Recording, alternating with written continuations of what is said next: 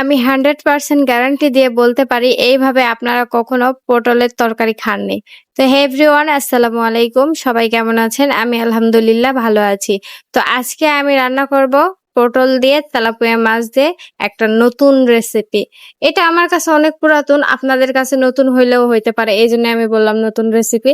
তো পটলটা আমি প্রথমে একটু হলুদ, একটু মরিচ আর একটু লবণ দিয়ে মাখায় রেখেছি, কারণ এটা আমি ভেজে নিব। মাখায় রেখে আমি এখানে মাছ ভাজতে দিয়েছি, আর পেঁয়াজ মরিচ যা যা কাটতে লাগে তরকারি রান্না করতে সবকিছু আমি কেটে নিয়েছি।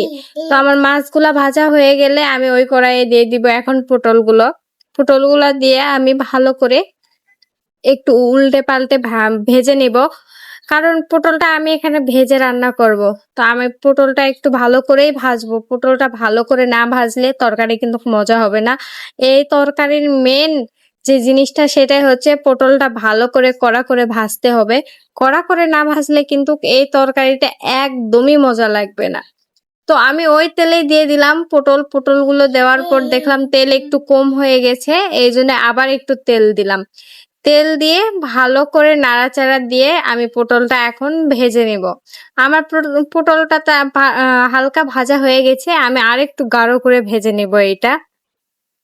তো আমার পটলটা এখন হয়ে গেছে, আমি এটা নামায়া নিব। নামায়া নিয়ে আমি ওই কড়াইয়ে আবার তেল দিব তরকারিটা বসানোর জন্য। তো তেলটা গরম হয়ে গেলে এখানে দিয়ে দিব একটুখানি জিরা, মানে গোটা জিরা। জিরাটা ফুটে গেলে এখানে দিয়ে দিব একটা তেজপাতা, একটু পেঁয়াজ দিয়ে ভালোভাবে আমি এইটাও ভেজে নিব। ভেজে লাল লাল হয়ে গেলে এখানে দিয়ে দিলাম পানি পরিমাণ মতো। পানি দিয়ে একটু নাড়াচাড়া দিয়ে এখন আমি সব রকম মশলা দিব। প্রথমেই দিলাম আমি আদা রসুন বাটা, তারপরে দিয়ে দিলাম জিরা বাটা। তো এখানে যদি টাটকা বেটে দেওয়া হয় মশলাগুলো আরো ভালো লাগবে। তারপর দিয়ে দিলাম পরিমাণ মতো হলুদ গুঁড়া। এখন দিয়ে দিব পরিমাণ মতো মরিচের গুঁড়া।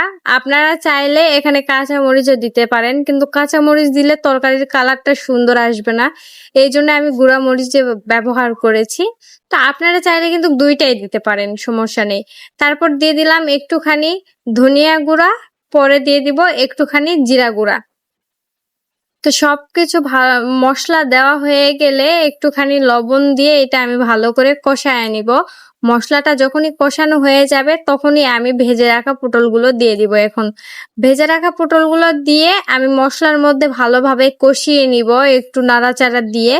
এইটার ভিতর যাতে সব রকম মশলা ঢুকে আর কি। আর পটল তো ভাজার সময় প্রায় সিদ্ধই হয়ে গেছে। তো আমার পটলটা ভাজা মানে মশলার মধ্যে কষানো হয়ে গেলে আমি এখানে একটু পানি দিয়ে দিব, যাতে মশলাগুলো পটলের মধ্যে ঢোকে আর কি, এই জন্যে।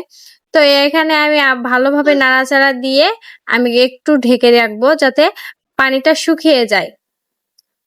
তো পানি শুকিয়ে গেছে আমার পটলের, ঢাকনা উঠায়া দেখি পানি একেবারেই শুকিয়ে গেছে। আবার ভালো করে নাড়াচাড়া দিয়ে কষায়া নিলাম। কষায়া নিয়ে এখন এখানে আমি দিয়ে দিব ঝোল। তো আমি কিন্তু শুরুতেই বলেছি এটা আমি তেলাপিয়া মাছ দিয়ে রান্না করব। তো ভেজে রাখা তেলাপিয়া মাছও কিন্তু এখন আমি দিয়ে দিব একটু একটু করে। তো এখানে আমরা মানুষ কম, আর মাছ আমাদের বাসায় খুব একটা খাই না, তো ওই জন্য আমি অল্প কয় পিস মাছ নিয়েছি। তো তরকারিটা কিন্তু অনেক মজা হবে বুঝছেন, এরকম করে রান্না করলে। ফাইনাল লুক আমার তরকারি, মাশাআল্লাহ অনেক সুন্দর হয়েছিল।